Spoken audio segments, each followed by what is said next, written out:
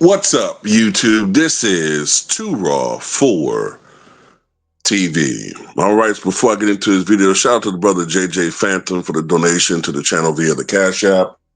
And he got a question, and his question is, what if the Lakers traded LeBron James to the Dallas Mavericks instead of Luka Doncic? Instead of Anthony Davis.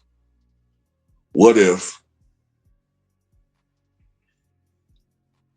LeBron James was traded to Dallas instead of Anthony Davis? So what I'm getting at is, in particular, is the swap would have been LeBron for Luka instead of AD for Luka. Okay. First of all, because of his no trade clause, LeBron James would have had to okay this trade. And to be quite honest with you, I'm not sure if he would have okayed this. But let's go with it. Let's just go with this. Let's say he okays it.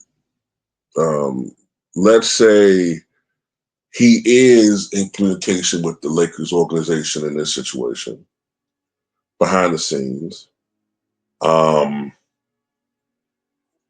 Unbeknownst to Anthony Davis, let's say LeBron James is losing faith in the ability of Anthony Davis to deliver another championship. Let's say he thinks Anthony Davis is not as dialed in, or maybe even declining a bit, right? And let's say he wants out.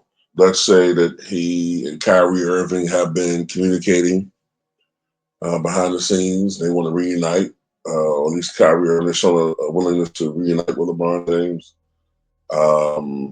Even without Luka Doncic there,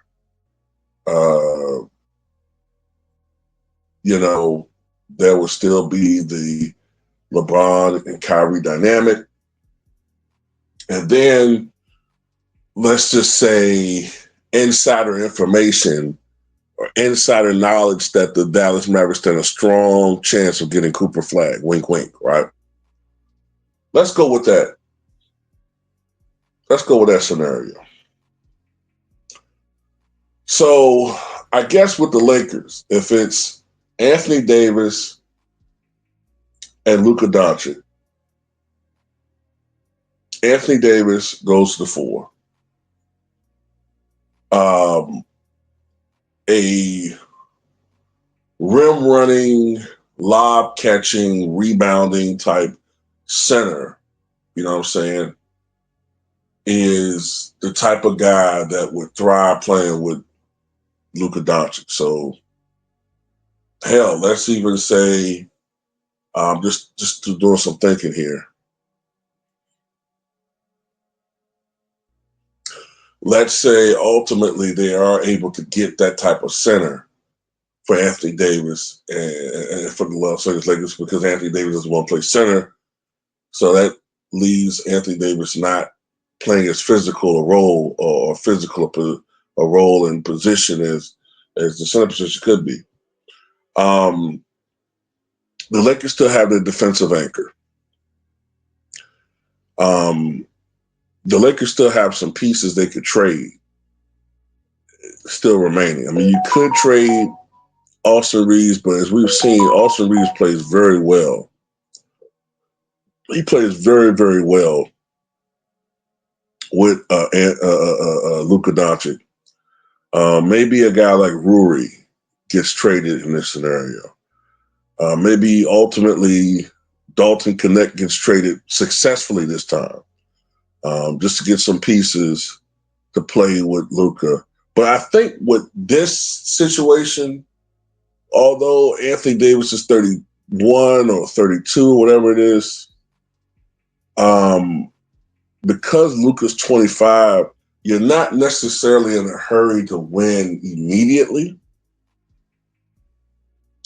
Though you do kind of want to build a team where you can still, you know, uh, take advantage of the fact you still have a high end player like Anthony Davis on your roster, but Anthony Davis is still playing at a high level. Anthony Davis still can be a defensive anchor. The Lakers will be very competitive for a long time. Okay. But it just changes a bit that you don't have to necessarily be in a win now mode, but you do want to be a winner. You know what I'm saying? So I think that's the main change with the Lakers. With Dallas, obviously, one of the things that's going to change is Dallas is going to get more attention than they've ever gotten, ever. Now, all of a sudden, ESPN and Fox Sports is going to talk about Dallas, Dallas, Dallas, Dallas, Dallas, Dallas, and we all know why. All the attention is going to shift from Los Angeles to Dallas, a small market team, you know. But all of a sudden, Dallas is going to be the most talked about team in the league. Now, because of this trade, there's going to be a scapegoat.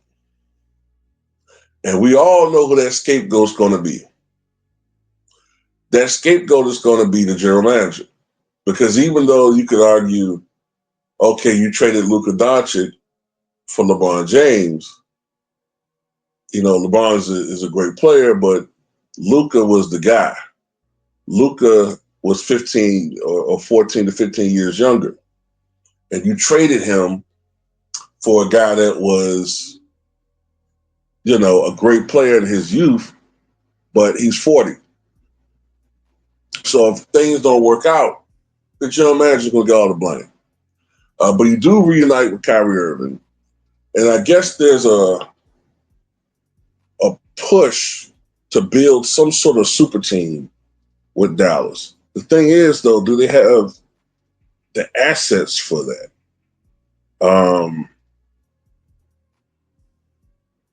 I don't know if they have the assets to sign some other another guy. I guess you have to wait for Cooper Flag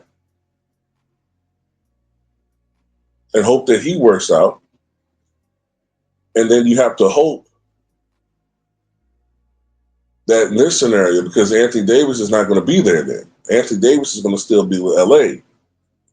So it's not a scenario where you could argue LeBron's trying to walk into now, where he might force a trade to Dallas and go team up with Anthony Davis and Kyrie Irving and Cooper Flag. Anthony Davis isn't there. The defensive anchor isn't there. He's still in LA. So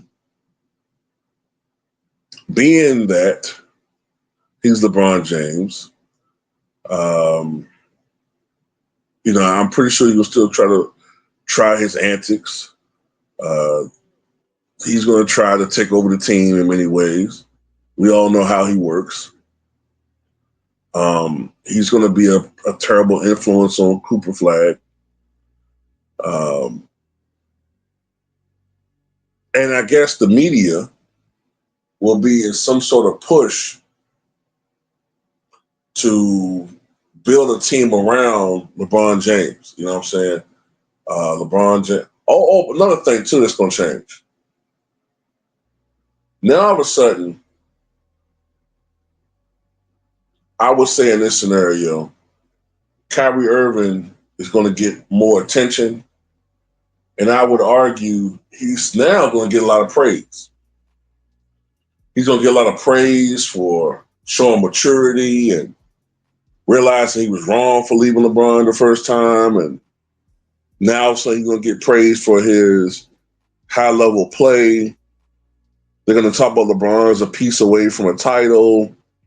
I mean, that's kind of what I'm seeing, man. Maybe I'm wrong, but I'm kind of seeing some scenario like that. I don't know if Dallas is going to be a championship contender with a 40-year-old LeBron James, Kyrie Irving, and Cooper Flag, if that was what was going to be whatever the starting lineup this year. Matter of fact, I'm trying to figure out with this team, what exact position does LeBron James play? Is he power forward? Is he small forward? Because he's going to be a defensive liability like hell. He's too old to play point guard. So I don't know if Cooper Flag plays point. I don't know. But I think LeBron James at this point would be probably kind of exposed.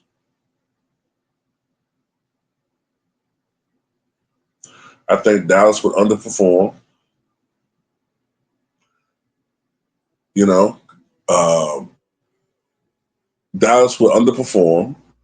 LeBron will just be there to just to stat pad. He'll put up some numbers. He'll reach some milestones. He'll never get any blame, not by the mainstream media at least. And Kyrie will all of a sudden revert back to being on the court, at least. He's going to be the guy they're going to blame for them underperforming. And overall, the front office, I forget his guy's name, but the black guy, he's going to get all of the shit. You know what I'm saying? Why did he get rid of Luka? Why is this team underperforming? Why is LeBron James not having a team that he can compete with or compete for a title with? Blah, blah, blah. And then I think that's what's going to happen. If that happens,